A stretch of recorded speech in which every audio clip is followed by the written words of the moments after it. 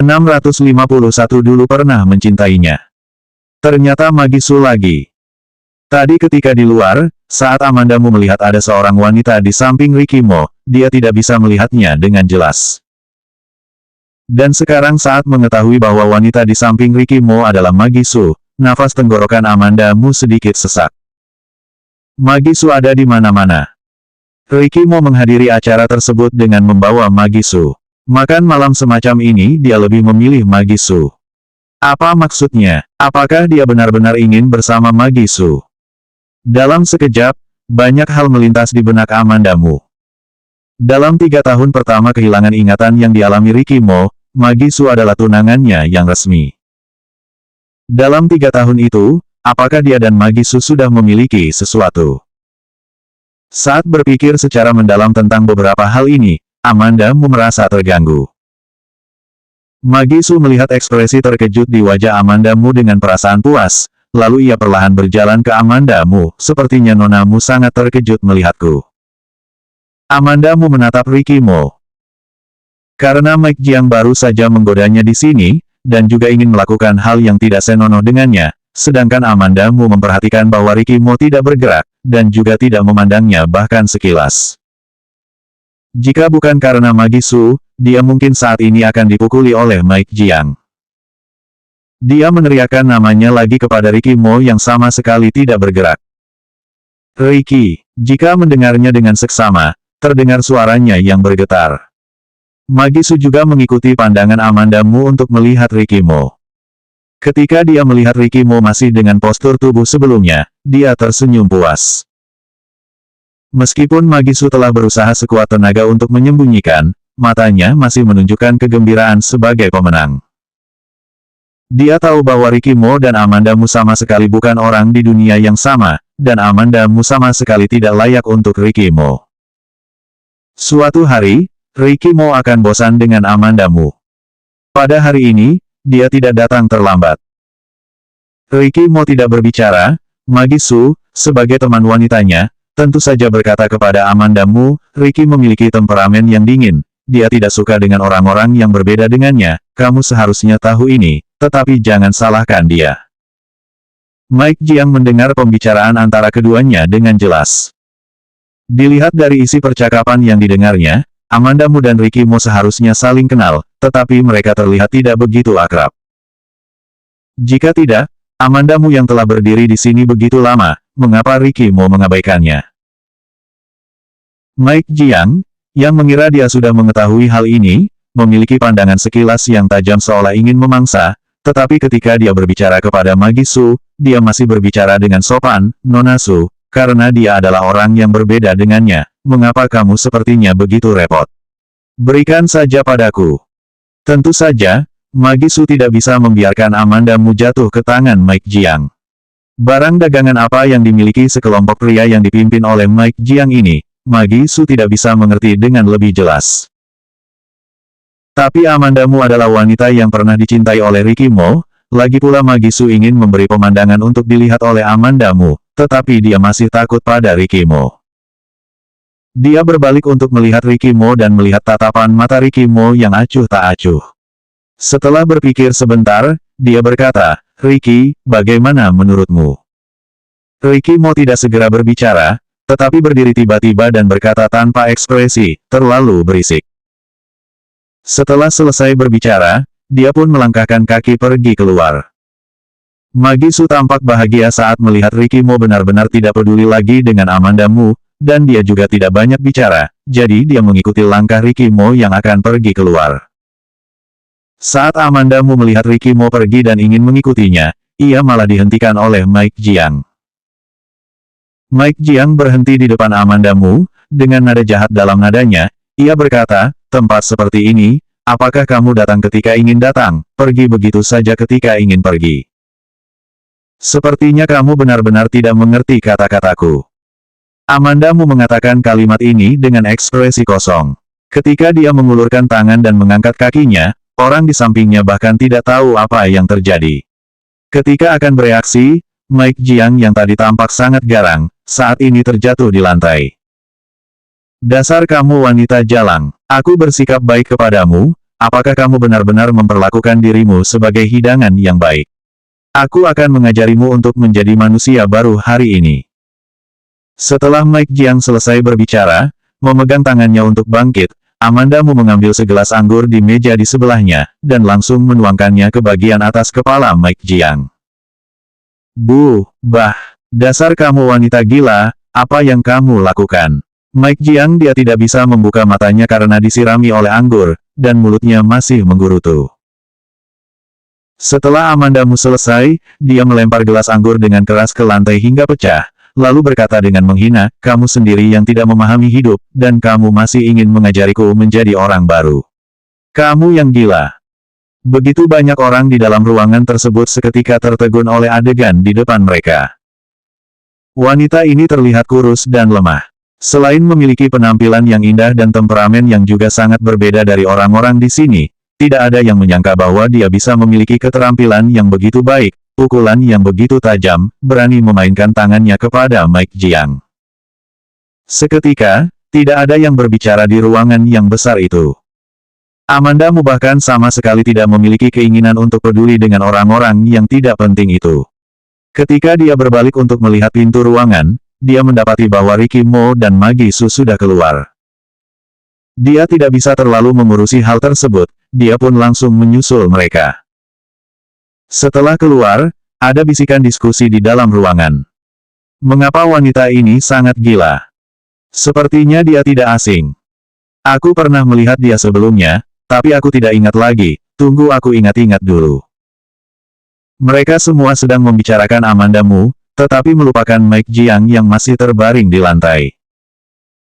Mike Jiang sangat marah sehingga wajahnya berubah, apakah kalian tidak bisa membantuku? Sekelompok orang idiot yang tidak berguna. Setelah kata-kata itu terdengar, beberapa wanita muda itu datang untuk membantunya. Wanita muda itu dengan cemas bertanya, Direktur Jiang, apakah kamu baik-baik saja? Mike Jiang bukan orang bodoh. Niat palsu wanita ini hanyalah demi uangnya saja. Dia memelotot dengan mata bayang-bayang pemangsa, lalu berteriak pada wanita muda itu, apakah aku terlihat baik-baik saja?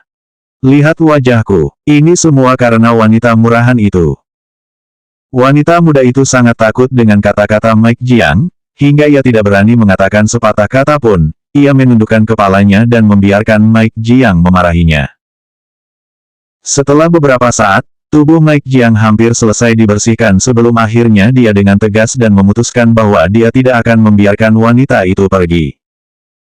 Ketika Amanda Mu pergi mengejar, Ricky Mo dan Magi Su belum pergi jauh. Dia berlari dan berhenti di depan Ricky Mo.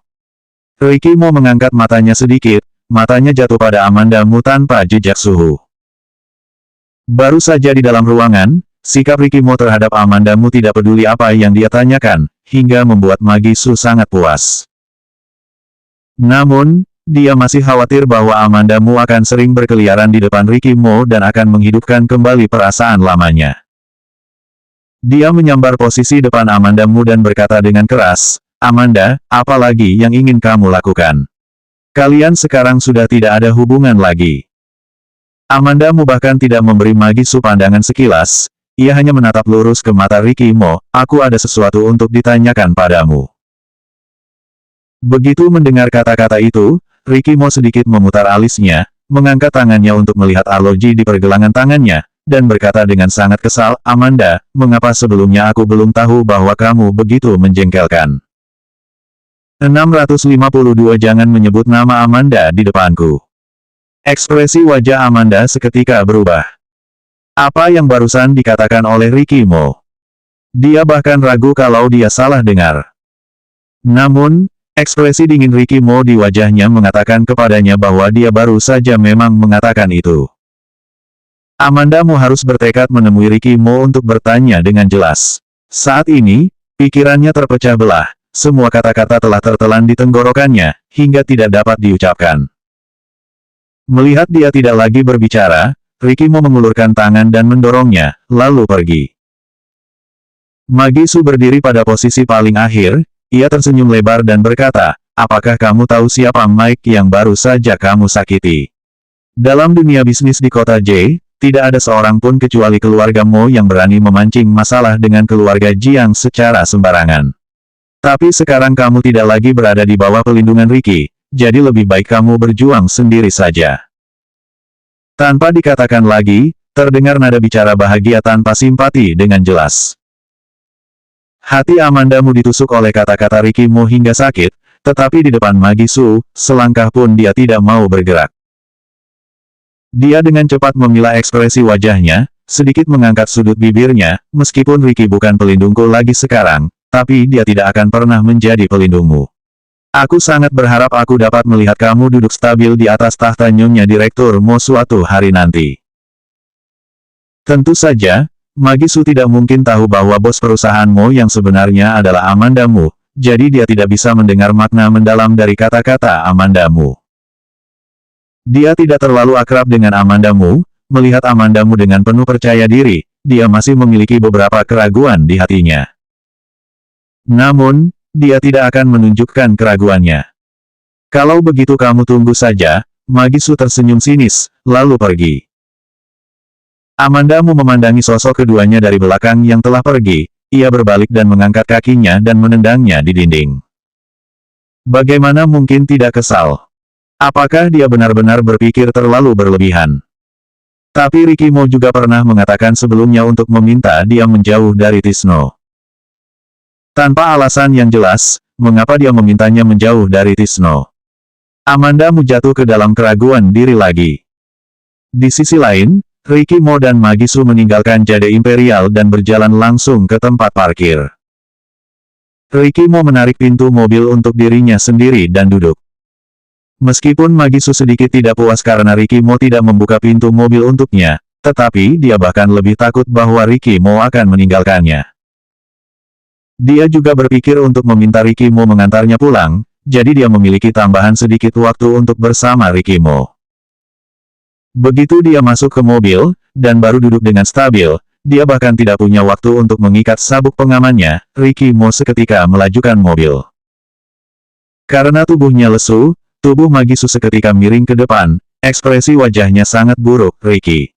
Aku belum memasang sabuk pengamanku. Kedua mata Ricky Mo menatap lurus ke depan, berbicara tanpa emosi atau suhu, dan tampak agak dingin, kalau begitu, ikat baik-baik sabuk pengamanmu. Magisu sedikit merajuk, dan sambil menekuk sabuk pengamannya dengan berat, dia berkata dengan tidak senang, apakah kamu seperti ini ketika bersama Amanda? Apakah dia bisa menahan sifatmu yang seperti ini? Kata-katanya ini sepertinya tiba-tiba mencapai ranah terlarang Ricky Mo, dan suasana di dalam mobil tiba-tiba turun. Suara tajam terdengar dan mobil mengerem dengan cepat.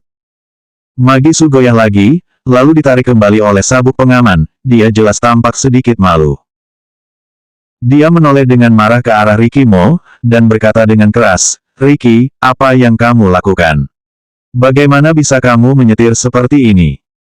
Kedepannya, jangan menyebut nama Amanda di depanku. Suara rendah Ricky Mo terdengar di mobil, entah bagaimana terdengar sangat tidak menyenangkan. Magisu sedikit terkejut, apakah Ricky Mo sangat membenci Amandamu? Bahkan melarangnya untuk menyebut nama Amandamu di depannya. Magisu berpikir sejenak dan berkata, dulu kalian terlihat penuh kasih sayang ketika aku melihat kamu dan Amanda bersama. Sekarang kalian saling memalingkan wajah seolah tidak saling mengenal satu sama lain, bahkan menyebut namanya saja tidak boleh. Kamu begitu kejam. Kamu tidak perlu menghabiskan hati dan pikiran untuk orang yang tidak penting. Ricky Mo kembali menyalakan mobil, dan suhu di dalam mobil juga mulai menghangat. Ini menunjukkan bahwa emosinya secara bertahap mulai stabil. Namun, dalam perjalanan berikutnya, dia tidak mengatakan sepatah kata pun. Tidak peduli apa kata Magisu, dia melihat ke depan dan seolah dia sedang mengemudi dengan serius, enggan mengatakan sepatah kata pun, dan bermaksud untuk mengabaikan Magisu. Mengenai ketidakpedulian Ricky Mo, meskipun Magisu tidak rela, tetapi ketika ia memikirkannya dan berpikir mungkin sifat Ricky Mo seperti ini, jadi perasaannya sedikit lebih baik. Selama 3 tahun Ricky Mo kehilangan ingatannya, Ricky Mo begitu acuh tak acuh padanya. Akhirnya, mobil berhenti di depan rumah keluarga Su. Setelah Ricky Mo menghentikan mobil, ia pun berkata, turun. Apakah kamu ingin masuk dan duduk dulu sebentar? Orang tuaku dari dulu ingin bertemu denganmu. Magisu mengeluarkan suara lembut dan berkata dengan pelan. Hari ini sudah terlalu larut. Ricky Mo menolak secara langsung. Magisu merasa tidak ada cahaya di wajahnya. Dia membuka pintu mobil dan turun dengan marah. Begitu Magisu turun dari mobil, ia merasa tidak nyaman. Saat ia ingin berbicara dengan Ricky Mo malah tidak memberinya kesempatan ini. Setelah turun dari mobil, dia menutup pintu, dan Ricky Mo langsung melajukan mobil dan pergi. Mobil hitam itu menderu pergi, hanya menyisakan bayangan. Magisu menginjak kakinya dengan marah dan dengan geram berkata, Ricky. Suatu hari, aku akan membuatmu jatuh cinta padaku. Ricky Mo menambah kecepatan di sepanjang jalan, ia mengemudikan mobil menuju Jade Imperial. Ketika dia keluar dari mobil, dia berjalan dengan langkah kaki yang besar masuk ke Jade Imperial. Dia melihat James Gu dan Lucy Sen sedang mengobrol di lobi. James Gu juga melihatnya dan memanggilnya, Ricky. Ricky Mo mendengar panggilannya dan melangkah, apakah kamu melihat aman? Begitu dia membuka mulutnya, ia tiba-tiba berhenti, suaranya berubah, dan berkata, apakah kamu melihat Mike? James Gu berpikir sebentar dan bertanya, sampah di keluarga Jiang yang terakhir kali membuat pesta. Ricky Mo menunjukkan wajah cemberut dan mengangguk, ya. Aku tidak melihatnya, apakah dia datang ke Jade Imperial? James Gu menekan lidahnya ke rahangnya, mengubah posisinya yang tadi lengket di depan Lucy Sen, ekspresinya tampak sedikit sinis. Jade Imperial adalah tempat yang dioperasikan secara resmi. Aku akan melihat apakah bocah itu main-main di sini. Uang keluarga Jiang sangat kuat, tetapi putra yang dibesarkannya malah tidak menunjukkan identitas yang baik. Ia telah terkena skandal berkali-kali. Orang-orang di kalangan atas umumnya tidak mau menghubungi anggota keluarga Jiang, tetapi keluarga Jiang memiliki kekuatan, dan banyak orang hanya bisa menyapa anak-anak keluarga Jiang. Tapi James Gu juga masa bodoh, dia tidak takut pada Mike Jiang. Setelah James Gu selesai berbicara, dia menoleh untuk melihat Lucy Sen dan mendapati bahwa dia sedang menelepon. Dia diam-diam membungkuk untuk mendengarnya, tetapi dia tidak mendengar siapa yang berbicara dengannya di telepon, jadi dia bertanya dengan suara kecil, Lucy, siapa yang kamu telepon? Lucy Sen menoleh dan meliriknya, dia mendorongnya dengan jijik, dan berkata ke ponselnya, jika tidak ada urusan lain maka pulanglah sesegera mungkin, jika punya waktu luang kita akan makan bersama, bye. James Gu berpikir sejenak dan bertanya, apakah kamu menelepon Amanda? Tidak ada urusan denganmu. Lucy Sen menutup telepon dan memandang Ricky Mo. Dia mendengus dengan marah, lalu berbalik dan pergi. 653 datang untuk membalas dendam. James Gu memanggilnya dari belakang, Lucy. Lucy Sen mengambil tas, lalu menoleh ke belakang memandang James Gu untuk memberi isyarat diam. James Gu segera menutup mulutnya dengan patuh dan berhenti berbicara. Namun, ketika dia menoleh, wajahnya penuh dengan senyuman, lihatlah sikap kasar Lucy, lihat apakah dia bisa menikah dalam hidupnya, entah kapan dia akan selembut Amanda. Lembut, Ricky Mo mengangkat alisnya sedikit, menurutmu Amanda lembut? Ya, bukankah dia cukup lembut di depanmu? James Gu merasa perlakuan Amanda Mu terhadap Ricky Mo lebih baik daripada Lucy Sen. Ricky Mo menarik sudut bibirnya, ia tersenyum dingin, dan tidak mengatakan apa-apa. Wanita yang menamparnya pada pertemuan pertama. Senyum dinginnya membuat James Gu seketika menjadi tegang, aku akan segera meminta seseorang untuk memeriksa apakah Mike masih di sini atau tidak. James Gu tidak tahu bahwa Amanda Mu pergi mencari Ricky Mo, ia juga tidak tahu apa yang terjadi antara Ricky Mo dan Mike Jiang saat berada di dalam ruangan. Dia hanya berpikir bahwa Ricky Mo takut bahwa Mike Jiang akan bermain secara membabi buta di Jade Imperial, dan kemudian sesuatu akan terjadi yang melibatkan Jade Imperial. Dia menuntun pria itu ke lift, dan kemudian teringat, bagaimana Ricky tahu bahwa Mike ada di sini. Pelayan yang mengikutinya kebetulan tadi menyambut Ricky Mo dan Magisu, ia berkata, sebelumnya, Tuan Mo dan Tuan Jiang minum dalam sebuah ruangan. Apakah kamu yakin kamu tidak salah lihat? James Gu tanpa sadar curiga bahwa pelayan salah lihat. Bagaimanapun, Ricky Mo biasanya tidak suka pesta makan malam dan tidak suka bermain di luar. Bahkan ketika dia meminta Ricky Mo keluar untuk minum anggur, Ricky Mo tidak mau menuruti ajakannya. Belum lagi Mike Jiang, orang yang tidak bisa dibanggakan di depan umum. Tidak ada yang salah, aku masuk dan menuangkan anggur. Tuan Mo telah berulang kali ke Jade Imperial, aku tidak mungkin salah lihat. Pelayan itu menggelengkan kepalanya berulang kali, menunjukkan bahwa dia benar-benar tidak salah lihat. James Gu benar-benar tercengang, akhir-akhir ini, Ricky Mo benar-benar membuat masalah yang membingungkan. Dari Amanda Mu, ke Magi Su, dan kemudian ke Mike Jiang, serangkaian hal yang kacau ini tidak seperti gaya perilaku Ricky Mo. James Gu berpikir cukup lama, ia agak jengkel hingga merentangkan tangannya dan menggaruk kepalanya, ia mendesah, "Ah! Jangan memikirkannya jika tidak bisa memahaminya." Dia membawa orang-orang ke ruang makan pribadi tempat Ricky Mo dan Mike Jiang minum. Masih banyak orang yang sedang bermain di dalamnya. Ketika mereka melihat James Gu, mereka menyapanya, "Direktur Gu." Angin apa yang berhembus hingga membuat Direktur Gu hari ini datang ke sini? James Gu juga bisa dibilang orang yang terkenal, lingkaran itu penuh dengan orang-orang yang mengerjakan sesuatu dengan baik, sangat halus dan apik, makan dengan sangat baik. Banyak orang menghargainya dan menyapanya ketika melihatnya.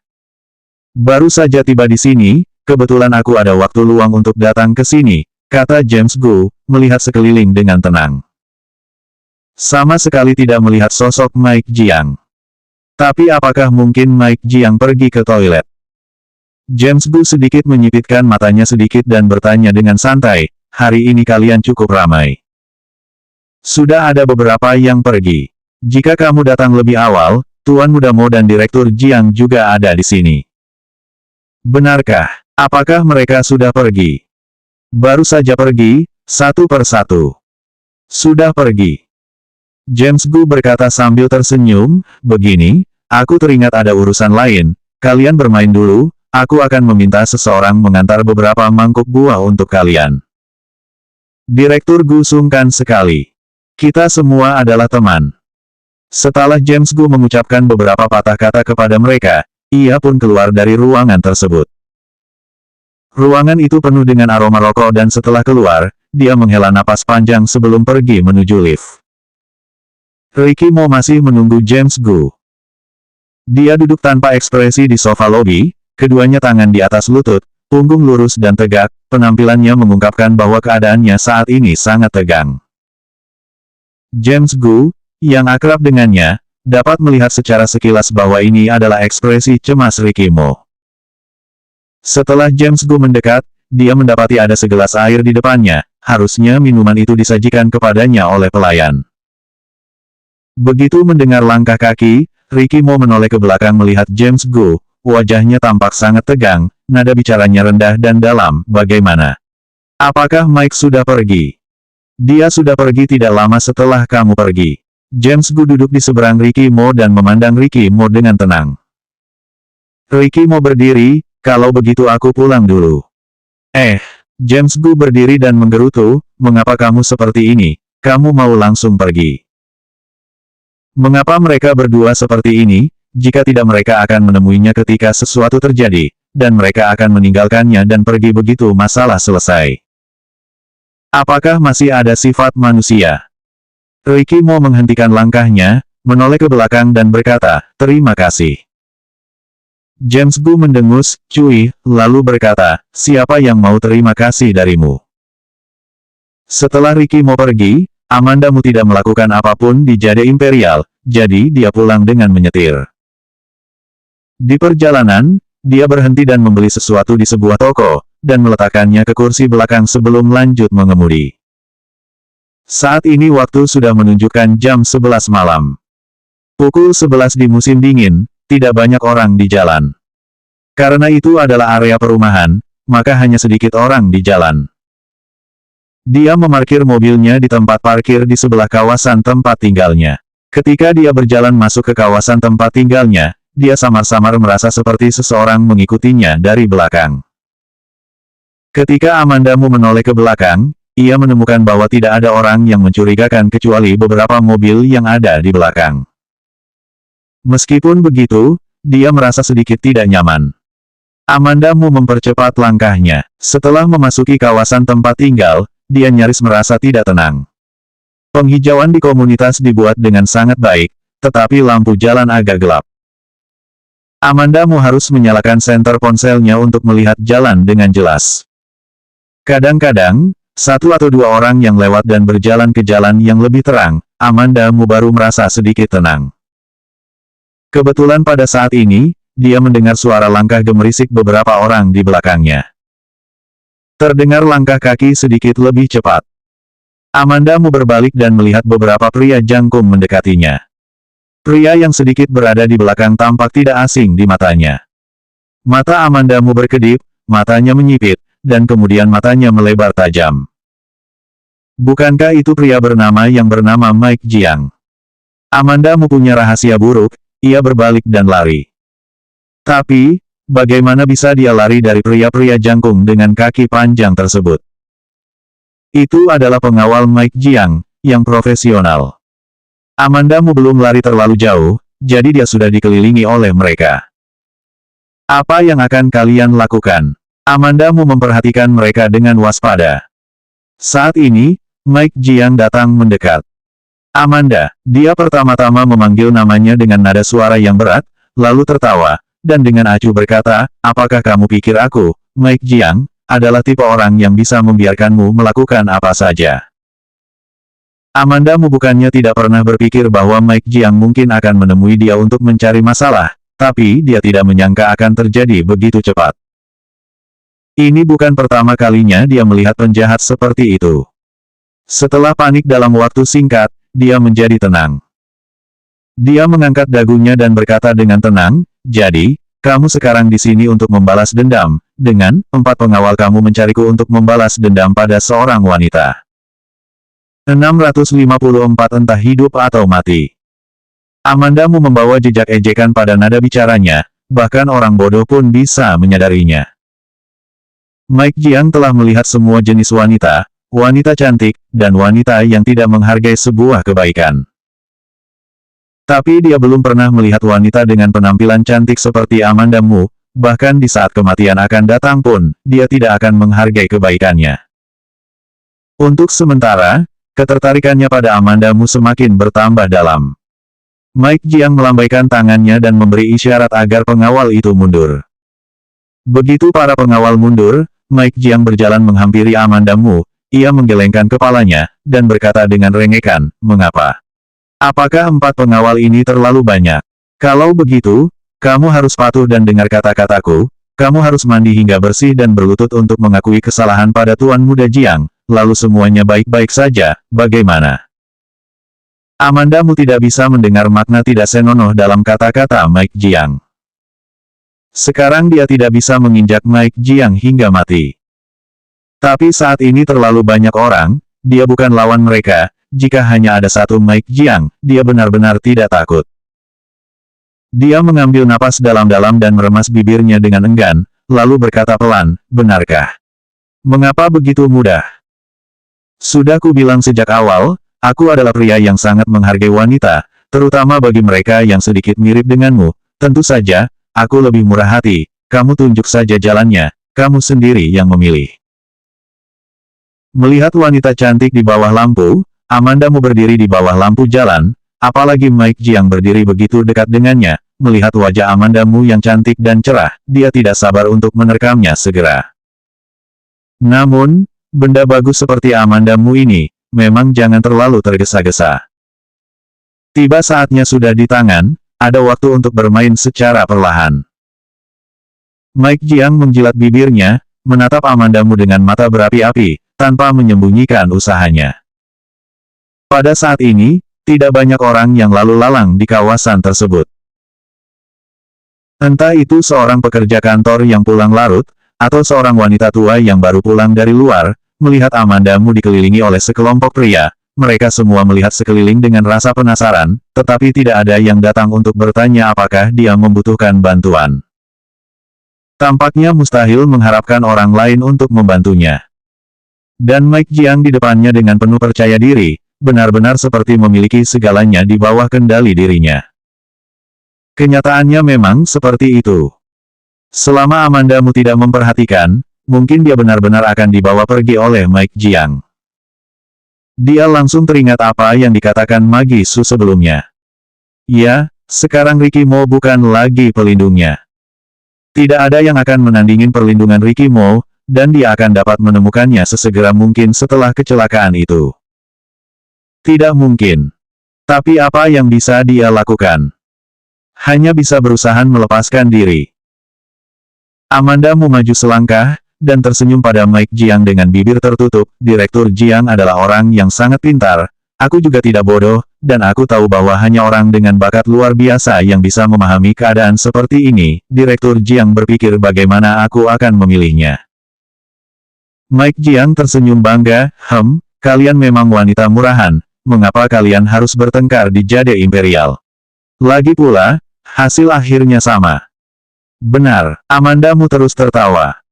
Mike Jiang melonggarkan kewaspadaannya dan mengulurkan tangan untuk menyentuh wajah Amandamu. Hanya saja, sebelum tangannya menyentuh Amandamu mengangkat kakinya dan menendangnya Mike Jiang. Mata Mike Jiang seketika melebar, dan dia membungkuk dengan rasa sakit yang tiba-tiba, dan dia tidak bisa mengatakan apapun dan terus berputar di tempatnya berdiri. Pengawal Mike Jiang disewa olehnya secara pribadi, tugas utama mereka untuk melindungi keselamatan pribadinya. Para pengawal semuanya adalah pria. Ketika Mike Jiang terlihat seperti ini, mereka dengan cepat mengelilinginya dan bertanya, Direktur Jiang, bagaimana keadaanmu? Aku hampir sekarat. Mike Jiang menegangkan lehernya, kalimat itu sulit keluar dari celah giginya. Amandamu lari keluar dari kawasan tempat tinggal, sementara pengawalnya ada di sekitar Mike Jiang. Penjaga kawasan tempat tinggalnya hanya ada 2 penjaga keamanan dan itu tidak terlalu aman. Amandamu langsung bergegas keluar dari kawasan tempat tinggalnya, ia berniat untuk kabur dengan mengemudikan mobil. Mike Jiang yang berada di tempat lain sudah berkeringat menahan kesakitan, melambaikan tangan pada pengawalnya dengan satu tangan, dengan tegas ia berkata, pergi. Bawa wanita itu kembali kepadaku, jika kalian membawanya kembali padaku, entah hidup atau mati, satu orang akan mendapatkan uang 1 miliar. Mendengar Mike Jiang berkata seperti itu, para pengawal pun seketika berlari ke arah luar. Mereka semua pada dasarnya memiliki keahlian bela diri, apalagi ada godaan uang sebesar 1 miliar, menyebabkan potensi mereka terpacu. Begitu mereka meninggalkan kawasan tempat tinggal tersebut, mereka melihat Amandamu. Wanita itu ada di sana. Kejar. Amandamu mendengar suara mereka, jalan yang gelap tidak bagus. Apakah para pengawal ini menginjak roda panas hingga mereka berlari begitu cepat satu persatu? Dia tidak peduli lagi untuk menaiki mobil, jalan di sini sangat sempit, takut ketika dia baru naik mobil, dia tiba-tiba akan ditarik oleh pengawal saat mobil belum melaju. Jantung Amandamu hampir copot hingga ke tenggorokannya, sepasang kakinya juga mati rasa, dia hanya tahu bahwa dia harus berlari cepat, dan kedua kakinya mati rasa karena berlari terlalu cepat. Tapi kekuatan fisiknya tidak sebagus pengawal itu. Setelah Amandamu berlari sejenak, lalu dia tidak bisa bergerak, tetapi para pengawal berlari semakin lebih cepat, ia pun melihat bahwa mereka akan menyusulnya.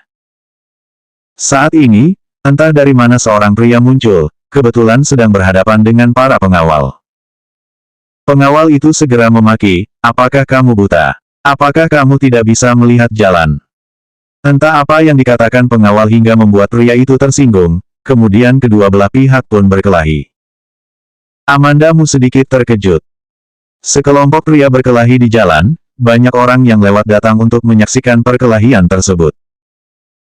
Amandamu ingin mengambil kesempatan untuk berlari, tetapi bagaimana jika pria itu bukan lawan mereka? Setelah berpikir sejenak, dia memutuskan untuk berhenti dan membantu pria itu menelepon polisi sebelum dia kabur. Dalam arti tertentu, pria itu juga bisa menyelamatkannya.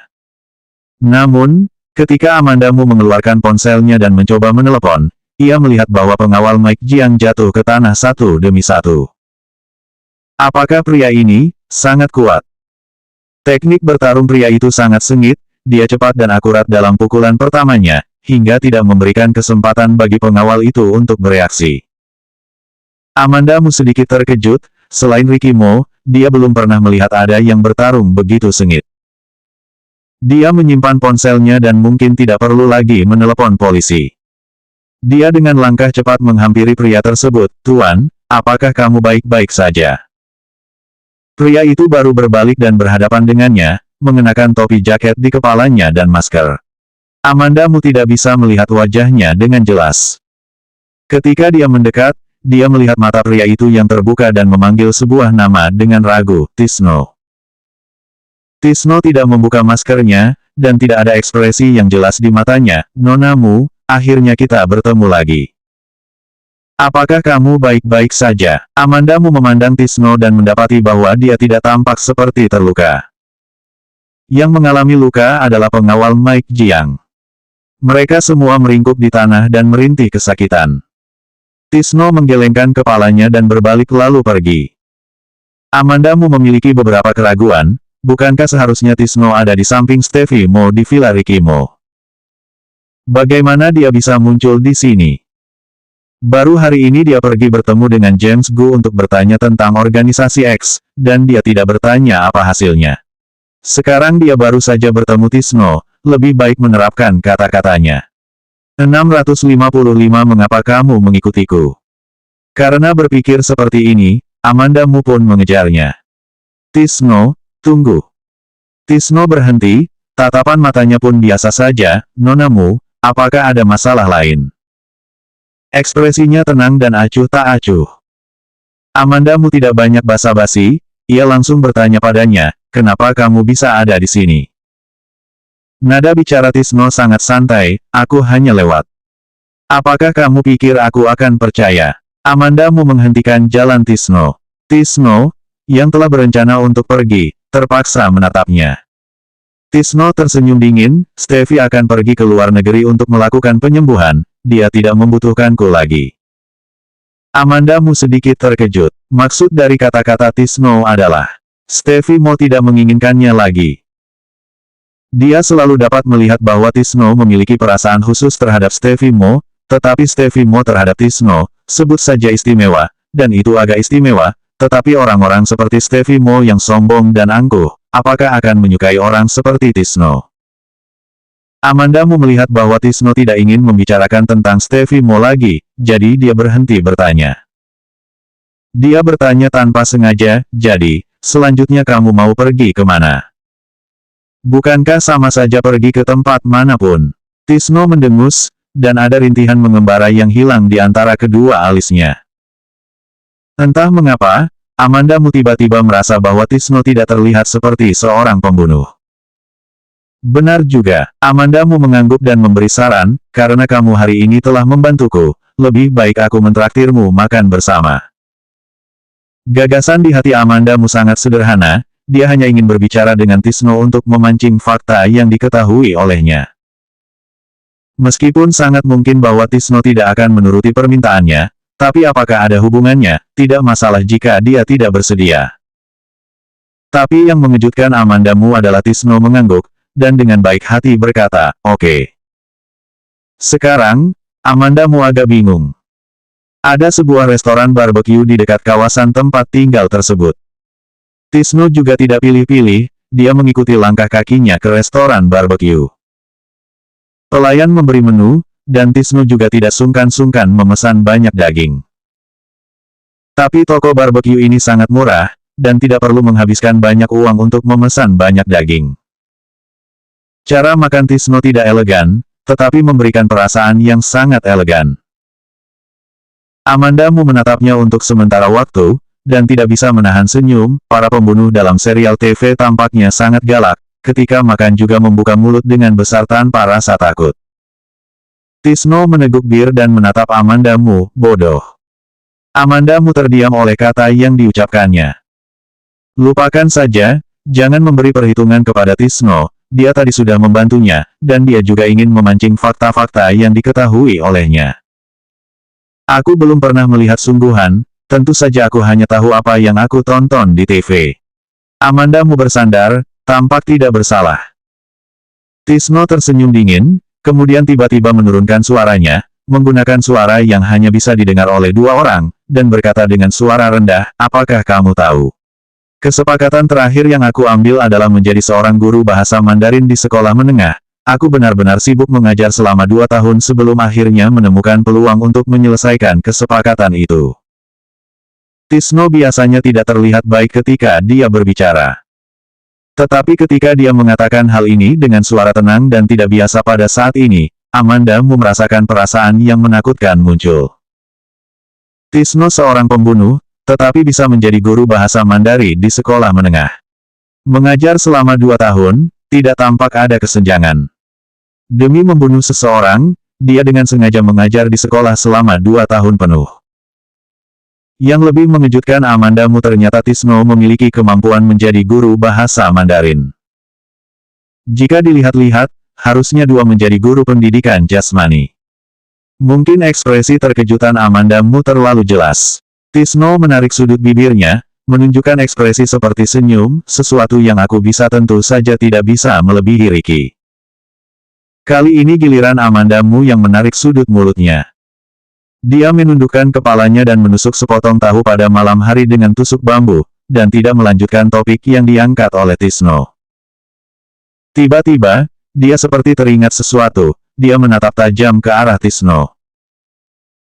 Tisno melihat ekspresi wajahnya yang disertai dengan tatapan mata yang tajam, ia sedikit mengernyitkan dahi, lalu berkata, kamu sendiri yang mengangkat topik ini, tetapi kamu tenang saja, aku tidak akan bermain tangan denganmu tanpa keluhan atau kebencian.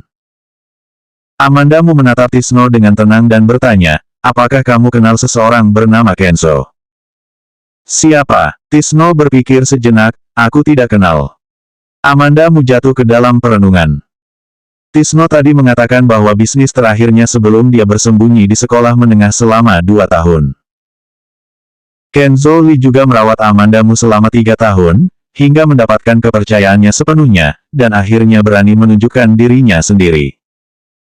Cara kerja kedua masalah ini mirip.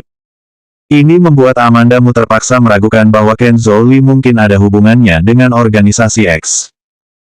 Benar-benar tidak kenal. Kecurigaan dalam nada bicara Amanda membuat Tisno tidak senang. Akhirnya dia berkata dengan wajah dingin, semua orang di organisasi yang bertindak di luar memiliki nama samaran tertentu, kami tidak saling mengenal nama asli dan identitas masing-masing. Setelah Amanda mendengar penjelasannya, ia pun merasa sedikit terkejut.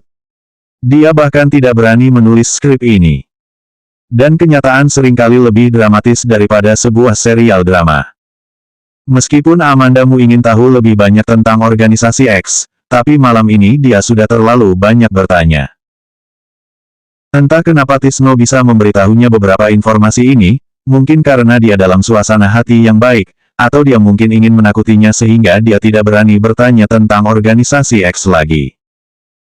Setelah itu, dia tidak pernah bertanya lagi kepada Tisno tentang organisasi X. Setelah makan barbecue, keduanya mengucapkan selamat tinggal satu sama lain.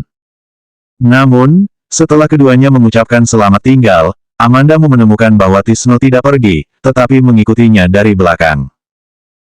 Mengapa kamu mengikutiku? Amanda tentu tidak berpikir bahwa Tisno takut dia akan mengalami masalah, jadi dia mengantarnya hingga pulang ke rumah dengan aman. Tisno meletakkan tangannya di saku jaketnya dan mengenakan masker dan topinya lagi, dia pun terlihat seperti pejalan kaki biasa. Alisnya bergerak, dan suaranya tidak terlalu jelas karena terhalang oleh masker, aku pulang dulu. Amanda menunjuk ke jalan di depan, apakah kamu juga pergi lewat jalan ini? Tisno terlalu malas untuk berbicara lebih banyak dengannya, lalu berjalan melewatinya. Amanda mengikuti di belakangnya, mengawasinya memasuki kawasan tempat dia tinggal, dan kemudian ke gedung tempat dia tinggal. Di pintu lift, Tisno melangkah masuk dan berteriak kepada Amanda yang berdiri di luar, hei, kamu mau jalan atau tidak? Amanda menatapnya sekilas, lalu mengangkat langkah kakinya dan berjalan masuk. Dia melirik lantai lift yang ditekan Tisno, dan pupil matanya menyusut. Secara kebetulan, Tisno tidak hanya tinggal di gedung yang sama dengannya, tetapi juga di lantai yang sama. Tisno melihat Amandamu tidak menekan lantai dan bertanya padanya, lantai berapa? Amandamu tidak berbicara, Tisno mendengus, dan nada bicaranya sangat menghina. Banyak wanita yang pernah aku temui, apakah kamu pikir aku akan melakukan hal yang tidak pantas padamu? Amandamu menemukan bahwa, terlepas dari masa lalunya, kepribadian dan kebiasaan Tisno tidak berbeda dari orang biasa. Aku tidak berpikir seperti itu, hanya saja aku merasa sangat kebetulan. Amandamu menarik pandangannya dan menatap jari kakinya. Kemudian keduanya tidak lagi berbicara. Ketika pintu lift terbuka, keduanya keluar dari lift satu demi satu dan berjalan menuju kamar yang berlawanan. Selanjutnya bab 656 sifat dingin yang mirip dengan Rikimo.